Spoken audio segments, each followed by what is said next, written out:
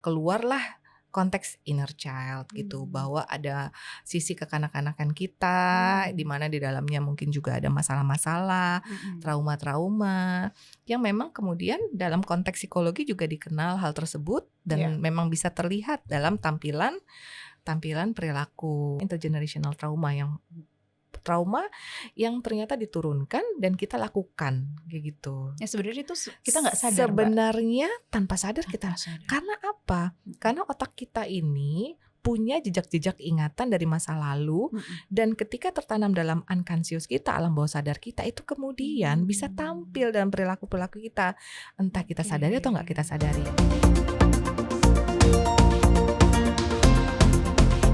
Teman interaksi, jumpa lagi di podcast Interaksi bersama Naila Husna, in-depth, terkini, faktual, dan psikologi. Nah, di podcast interaksi kali ini kita akan membahas suatu tema dari hati ke hati yang mungkin selama ini belum terungkap. Tema yang sangat relevan yang mungkin selama ini dialami oleh teman interaksi, mengenai jejak masa lalu, luka yang belum sembuh, atau juga pola-pola yang diteruskan oleh orang tua kita yang membentuk kita menjadi karakter atau pribadi saat ini. Kita akan membedah lebih mendalam mengenai inner child, trauma antar generasi, dan juga memutus rantai yang menyakitkan. Sudah hadir di studio interaksi kali ini seorang psikolog klinis yang sudah banyak membantu proses healing, menyembuhkan dan mendampingi untuk proses seseorang sembuh dari luka masa lalunya. Beliau adalah Mbak Tia Rahmania. Wah, terima kasih Mbak Tia sudah hadir di interaksi. Terima kasih juga udah diundang Mbak Nela. Kabar baik Mbak Tia? Sama teman-teman interaksi ya. Ya, kabar baik. Alhamdulillah baik. Nah, kita juga harus membuat baik rekan interaksi, teman interaksi saat ini dengan tema ini yang sepertinya lagi booming banget 2 atau 3 tahun belakangan ini Mbak Tia, terutama di kalangan Gen Z. Dikit-dikit tuh mereka sepertinya kayak mengutip inner childku, inner child gue. Nah, apa sih sebenarnya inner child dan kenapa baru boomingnya ini belakangan setelah media sosial mengatakan soal tema-tema inner child ini, Mbak Tia? Iya. Oke. Pertama kita pelajari dulu nih Mbak Nela konsep dari inner child, Gen Z ya. Mungkin sebagian teman-teman interaksi juga udah tahu ya bahwa kalau kita bicara Gen Z itu kan mereka yang lahirnya antara tahun 1995 sampai 2010. Which is kalau kita hitung mungkin usianya sekarang 15 sampai 30 tahunan. Gitu. Itu kan kondisi di mana mereka sangat mudah dan sangat fluently ya dengan media sosial, terpapar digital juga sangat mudah gitu sehingga tema-tema segala macam itu sangat dikuasai lah dalam konteks karena informasi didapat secara digital. Lalu kalau kita bicara inner child, ini sebenarnya konsep psikologi yang gak asing. Karena konsep psikologi inner child itu adalah bahwa setiap orang itu ada sisi anak-anak di dalamnya gitu. Mungkin dulu kita zaman saya ya, nggak tahu nih Mbak Nela, kayaknya udah lahir atau belum ya? Itu ada satu produk handphone yang punya tag name-nya tuh bahwa selalu ada sisi kekanak-kanakan di dalam diri individu dewasa gitu. Nah, aku nggak mau kasih sebut brand, tapi brandnya kita coba mikir dulu brandnya apa. Berarti bukan zamannya Mbak Nela ya? Kayaknya bukan deh sebelumnya. Nah itu inner child gitu, bahwa setiap orang sebenarnya ada sisi kekanak-kanakan dan di dalam sisi kekanakan itu di situ banyak tersimpan pengalaman-pengalaman masa kecil, termasuk juga pengalaman bahagia juga, pengalaman sedihnya juga, kesakitannya juga, yang mana itu kemudian bisa mempengaruhi dan tampil dalam masa-masa dewasanya gitu. Saya rasa Gen Z ini itu memang punya karakteristik yang berbeda dibanding generasi sebelumnya. Generasi saya lahir, kalau Mbak Nela juga kan, Mbak Nela kan juga Gen Z ya barangkali ya. Oh sekarang milenial ya. Oke, performnya aja ya kayak Gen Z ya. Kayak Gen Z ya. Wow. That's good gitu. Nah, bisa aja Mbak Tia. Gen Z ini mereka sangat tahu dan peka dengan masalah-masalah yang terkait dengan kesehatan mental kan.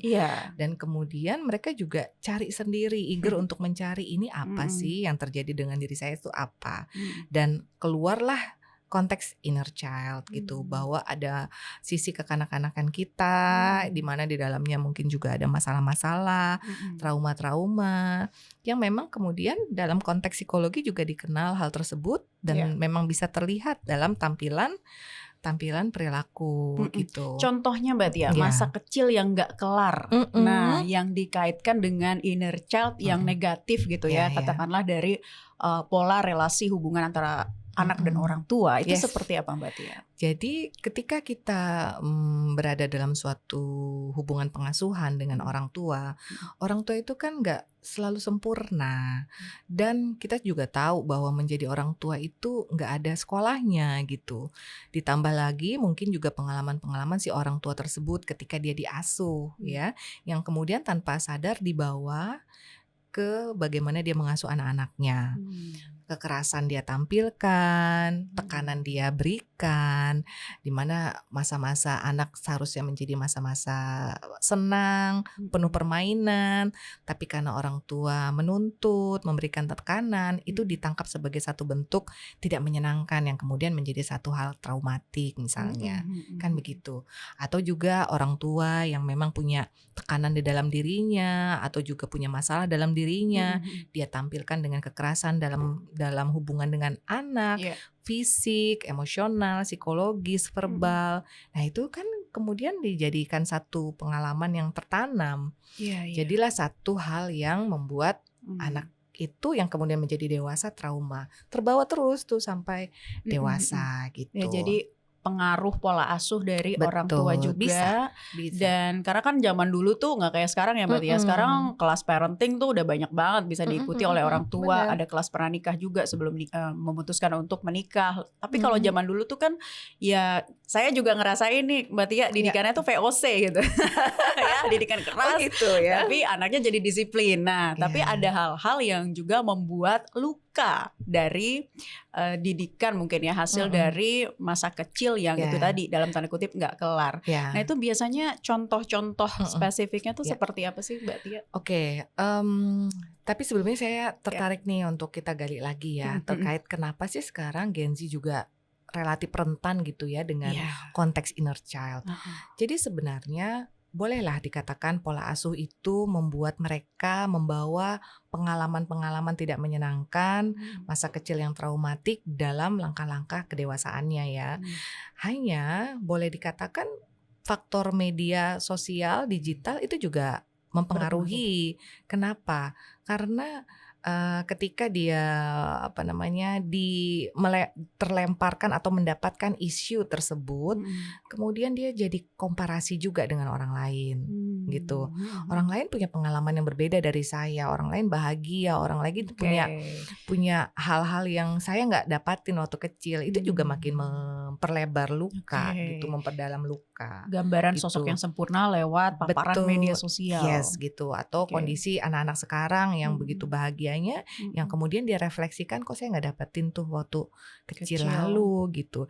Jadi boleh dikatakan bicara inner child itu juga kombinasi traumatik yang tidak hanya dimiliki karena pola asuh orang tua, tapi semakin terburukkan ketika adanya paparan-paparan media yang membuat mereka jadi self komparasi gitu dengan orang lain, individu yang lain. Nah, ditambah dengan kesadaran psikologis yang makin meningkat ya, karena mereka kemudian banyak pengetahuan dan pengalaman terkait dengan kesehatan mental, itu menjadi tuntutan buat mereka juga sebenarnya, bahwa harusnya saya begini dong, harusnya saya begitu dong. Itu kan memberatkan. Gitu. Kasus yang sering mungkin Mbak Tia dengar ataupun Mbak Tia alami gitu ya dari seorang yang konsultasi ataupun juga di ruang psikologi gitu ya Mbak Tia. Nah inner child ini contoh kasus yang sering muncul deh, itu kayak gimana Mbak? Gini, kita nggak perlu lihat itu satu hal yang akan jadi berat banget kasus itu. Kadang-kadang kasus-kasus kecil yang kita temukan sehari-hari, yang kadang-kadang juga nggak perlu sampai ke dalam ruang klinis, itu ternyata buah dari inner child yang bermasalah tadi. Misal, kita jadi sosok yang people pleasing tuh. People pleaser, Oh, people jadi pleasing, nggak enakan, nggak apa-apa enakan, ya. nggak suka, nggak bisa bilang enggak. Orang Oh. minta apa kita kasih, pinjam uang kita kasih, kasihan deh itu. Tapi karena dia takutnya kita nanti dibilang jelek dan sebagainya, diminta bantuan untuk gantiin pekerjaan kita mau aja gitu. Sampai kemudian dia ngorbanin waktunya buat keluarga dan sebagainya. Itu setelah dirunut-runut ternyata memang waktu kecilnya dia banyak mendapatkan kritikan dari orang tuanya, tidak pernah dapat reward yang memuaskan dari orang tuanya terlalu menuntut dan sebagainya, sehingga dia takut untuk ditolak. Jadi cintanya orang tua itu harus ada alasannya gitu. Nah, itu kebawa tuh. Jadilah kita sosok yang tadi seneng pengennya nyenengin orang aja. Padahal kan kita juga manusia, ada batasannya gitu. Betul. Nah, dia jadi sosok yang nggak bisa netapin batasan. Dia harus bisa, bisa nggak ini? Dia boleh atau akan merugikan nggak kalau dia melakukan ini kayak gitu. Ya itu tadi nggak bisa bilang iya gitu, atau sorry nggak bisa bilang tidak dan sebagainya. Jadi banyak yang sebenarnya juga nggak sadar kalau di dalam tubuh mereka tuh ada sosok inner child yang mungkin belum sembuh itu tadi, Mbak. Bisa jadi, tapi tampil dalam perilakunya. Terlalu perfeksionis juga loh. Ya. Yang sering dikaitkan dengan katanya apa tuh OCD ya, kalau perfeksionis banget tuh. Ya kan, kayak misalnya selalu teratur, rapi apa segala macam. Iya, itu kalau diagnosis klinis itu kan harus hati-hati ya. Iya. Karena kita juga seorang psikolog akan menetapkan suatu diagnosis itu dengan penggalian wawancara anamnesa yang dalam. Betul. Berkali-kali gitu. Tapi memang tampilan seorang yang perfeksionis bisa jadi masa kecilnya seperti apa gitu. Termasuk juga kalau dia relasi hubungan intimnya, romantismenya gitu. Yang mana dia rela disakiti. Mungkin gitu. dulu tidak mendapatkan kasih sayang yang cukup atau fatherless misalnya dari seorang ayah kayak gitu kan. Jadi memang jejak-jejak trauma masa kecil ngefek gitu dengan bagaimana dia membawa dirinya di masa dewasanya gitu. Tapi bukan berarti nggak bisa dibantu ya. Iya. Nah, kalau ngomong soal gimana caranya, tapi nanti dulu deh, ini masih ada beberapa kasus nih Mbak Tia. Kayak misalnya nih, contohnya kan ada orang-orang dewasa yang sering sekarang hobinya tuh mengumpulkan mainan gitu. Nah, ada salah satu case tanya nih ke teman, kenapa sih jadi suka banget ngoleksi toys, banyak banget lah Avenger apa segala macam. Karena waktu kecilnya tuh sulit mendapatkan mainan itu gitu. Itu bisa juga dikatakan sebuah sikap inner child seperti itu? Tinggal kita tanya aja, kita gali lagi bagaimana waktu kecilnya, apakah memang karena kemiskinan yang menyebabkan orang tuanya sangat amat membatasi, dan atau bisa jadi ketika dia ingin, dia nggak dapatkan, tapi yang dia dapatkan malah tekanan, kekerasan, kamu harus ini, harus itu gitu. Memang kan kompensasi dari masalah masa kecil tampilnya beragam. Salah satunya ya itu tadi, untuk mengetahui dan menegakkannya kita cari dulu. Kita tanya dulu, gimana sih waktu kecilnya kamu kayak gitu. Dan kalau kemudian dia sekarang dia kumpulkan, dia koleksi barang-barang tersebut untuk menjadi satu kompensasi dari masa lalu, ya nggak apa-apa juga. Ya kan? Asal as long as itu positif gitu ya. Positif buat dia dan tidak merugikan juga ya untuk pasangannya barangkali, atau merugikan kantongnya, karena kalau kemudian jadi kayaknya masalah. Kantong iya deh Mbak, soalnya itu mahal-mahal banget mainannya. Tapi kalau dia memang mampu kan nggak apa-apa gitu kan gitu. Jadi sesuatu itu akan jadi masalah kalau ternyata melampaui batasnya kan kayak gitu. Gimana sih Mbak seseorang itu dikatakan inner child-nya ini teriak atau berontak gitu ketika sudah masuk ke masa dewasa? Saya nggak bilang itu teriak dan berontak, tapi individu tersebut kan kita tadi sampaikan ya bahwa Gen Z, kenapa isu ini kok kayaknya marak banget di Gen Z?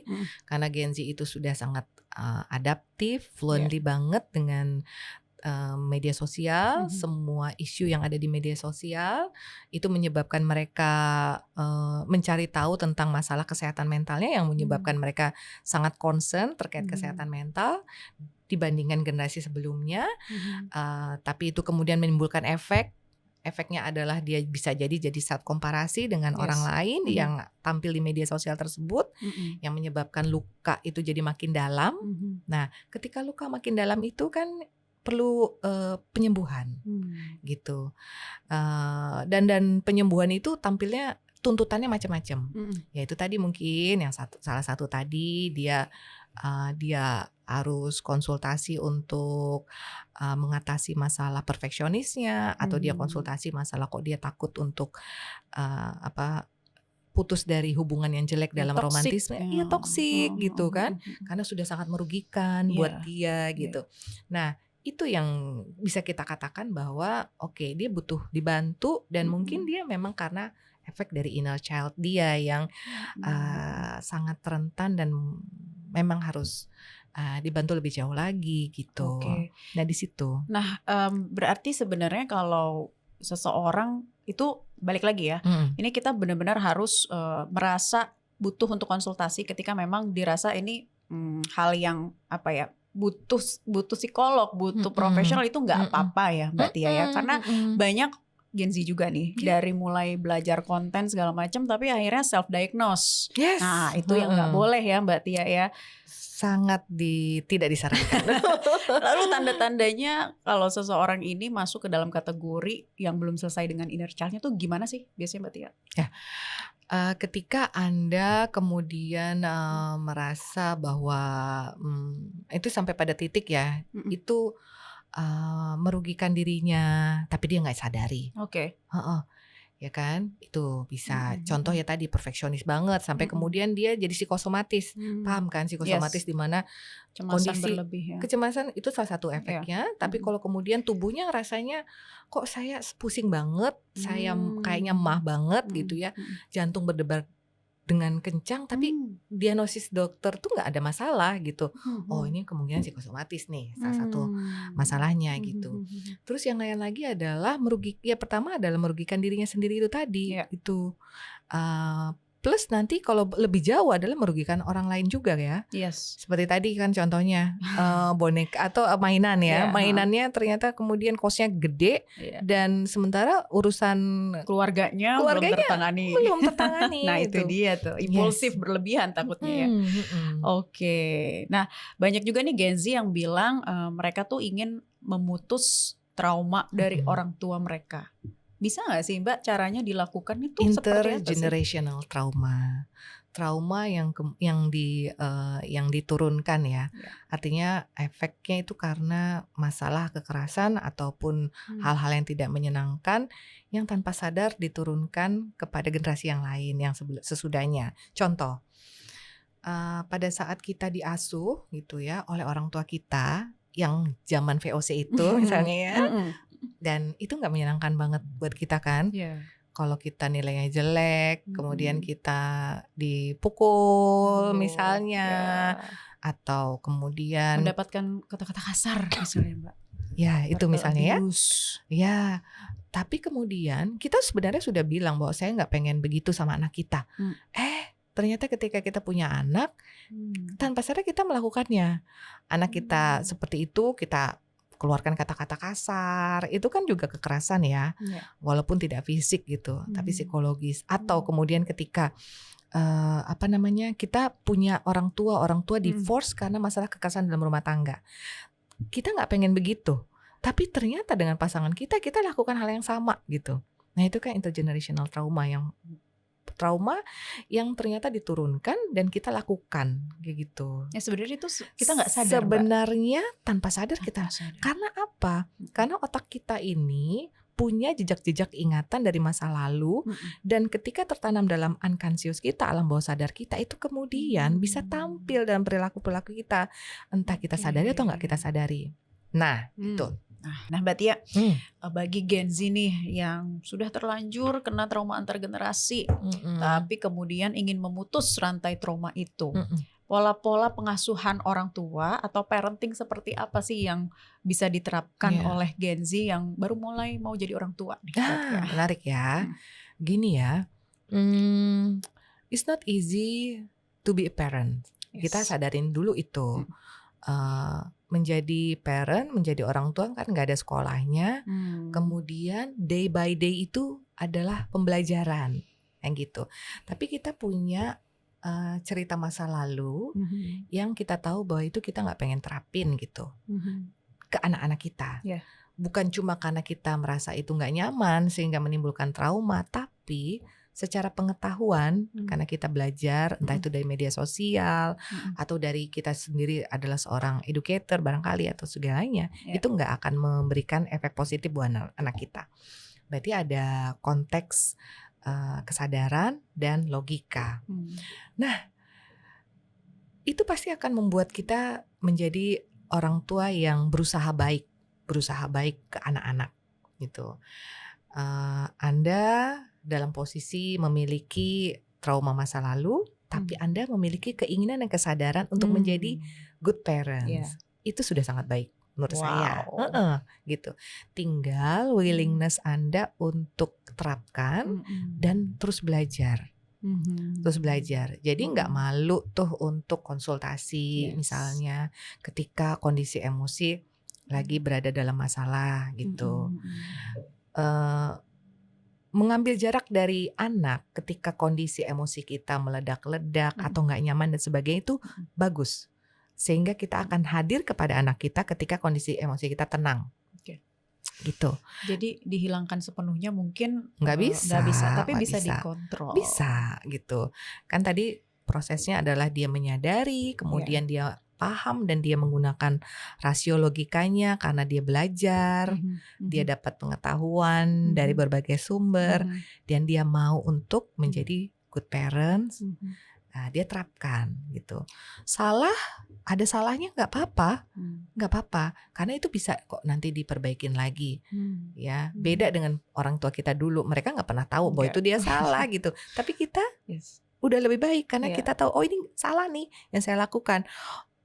Dia perbaiki dengan kepada anaknya, dan dia juga perbaiki diri dengan terus konsultasi, belajar gitu. Jadi ini merupakan proses pembelajaran yang panjang bisa dikatakan dan bertahap yang harus dijalani step by stepnya gitu ya Mbak ya. Langkah kecil apa sih yang mungkin bisa disadari untuk dilakukan ketika symptoms itu tadi muncul gitu? Menyadarinya. Aduh. Something happen nih. Saya menjadi seseorang yang bukan saya harapkan nih gitu. Jaga jarak dulu kalau kita parent ya, jaga jarak dulu dari anak. Masuk aja ke kamar dulu gitu ya. Tarik nafas, relax.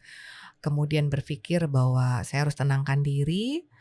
Dengerin musik gak apa-apa. Apa yang biasanya dilakukan untuk membuat kita tenang. Kemudian kembali lagi ke anak kita ketika kita udah tenang, say sorry kepada dia, nggak masalah. Orang tua minta maaf ke anak, kemudian doing something yang menyenangkan sesudahnya, sambil tetap kemudian kita memperbaiki diri supaya itu nggak berulang lagi, much better. Mungkin hening atau diam ya, ataupun juga ya bisa meregulasi emosi kita sendiri, baru kemudian mengatakan apa yang ingin kita sampaikan kepada anak gitu. Nah Mbak Tia, banyak yang struggle untuk memaafkan. Apakah memaafkan ini memang benar-benar menjadi satu bagian dari proses healing itu? Yes, saya mau bilang ini penting gitu. Tapi memaksakan mereka memaafkan kan juga sulit ya, karena mungkin jejak-jejak pengalaman traumatiknya itu dalam gitu. Tapi ketika kita bisa, itu luar biasa banget. Tapi saya sangat menyadari bahwa itu nggak mudah gitu ya untuk memaafkan. Hanya dalam hal ini saya mau sampaikan kepada teman interaksi kita bahwa proses memaafkan itu perlu kita lakukan, walaupun panjang dan lama. Tapi mari kita ingat bahwa nobody's perfect. Kemudian bisa jadi orang tua kita yang meninggalkan jejak-jejak masalah dan trauma itu melakukannya karena dia nggak tahu keterbatasan pengetahuannya, masalah ekonomi yang ada pada saat itu, seperti itu. Dan percayalah bahwa ketika kita bilang saya memaafkan, awalnya mungkin berat, terus kita sebutkan lagi, itu akan seperti gitu, lega dalam melepas beban-beban yang ada gitu. Dan itu akan membuat kita juga jadi lebih baik sembuh, karena kita melakukannya bukan karena buat mereka sebenarnya, tapi buat kita gitu. Jadi kita sadari bahwa kita memaafkan bukan untuk orang lain, tapi buat diri kita gitu, diri kita sendiri. Memang kombinasi prosesnya dilakukan dengan emosi dan logika. Sebagai seorang dewasa yang ingin menatap ke depan dan gak mau dibebani oleh hal-hal memberatkan di masa lalu yang kotor, yang sangat-sangat membebani dan berat langkah gitu. Iya, melukai diri dari beban-beban masa lalu yang pernah ada. Betul. Tapi kalau menurut Mbak Tia, healing ya yang sebenarnya itu seperti apa sih? Ini dalam artian kan banyak Gen Z yang mengatakan dikit-dikit ya healing nih, harus healing nih segala macam ya, atas segala macam situasi yang terjadi saat ini ya, kelelahan mental lah ataupun juga berkaitan dengan trauma masa lalu. Dan menurut Mbak Tia, selain memaafkan, legowo ataupun detachment, healing yang sebenarnya itu seperti apa sih? Kan kalau konteks healing itu berarti proses penyembuhan ya. Dalam proses healing itu ada pemulihan luka batin, ada pemulihan trauma, penataan emosi gitu ya, yang mana diharapkan itu bisa membuat kita jadi lebih baik, lebih bisa adaptif, bisa berfungsi sebagai seorang individu, berfungsi untuk diri tapi juga berdampak baik buat masyarakat kan kayak gitu ya. Nah, seperti apanya adalah tahapan yang kemudian bisa membawa kebaikan tadi, bisa membuat kita jadi individu yang berfungsi tadi, yang adaptif tadi, yang bisa bermanfaat tadi gitu, sehat mental kan jadinya, gitu. Self awareness-nya juga meningkat ya? Meningkat semuanya, karena kan sosok seseorang individu itu kan self-nya banyak, self regulasi, self awareness, self attachment-nya kepada anak barangkali dan pada diri segala macam gitu. Tapi tujuannya satu, membuat dia bisa berfungsi adaptif buat diri, buat lingkungan ya, sehingga jadi baik dan positif kan gitu.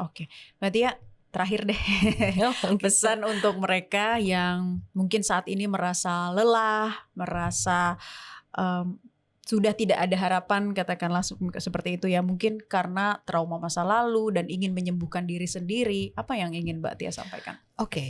Inner child memang ada di setiap individu, bukan eksklusif milik seseorang aja. Nah, sebagai individu dewasa yang mana kita ingin berfungsi dan berdampak luas buat diri maupun buat masyarakat dan keluarga, kita ingin menjadi sosok yang baik, yang sehat buat diri dan juga berdampak positif. Maka mari berdamai dengan masalah-masalah maupun trauma-trauma masa lalu kita. Memaafkan itu jadi ujung yang mungkin nanti akan membuat kita jadi lebih baik tadi. Tapi prosesnya memang tidak mudah. Nikmati proses itu. Lakukan tahapan-tahapan yang mungkin disarankan oleh profesional. Syukuri saja, tapi kemudian juga kita belajar dari pengalaman traumatik kita untuk kemudian tidak kita terapkan pada generasi sesudah kita atau anak-anak kita. Mungkin nanti akan kita lakukan, kadang-kadang kita lupa dan kita lakukan, tapi gak apa-apa. Teruslah berproses, karena pasti kita akan jadi lebih baik lagi dan lebih baik lagi. Wah, keren sekali nih teman interaksi ya. Semoga bermanfaat di podcast kita yang ternyata nggak terasa nih Mbak Tia udah di akhir ya. Nggak terasa ya, aku tadi kaget ya kayak Mbak Tia. Udah terakhir aja.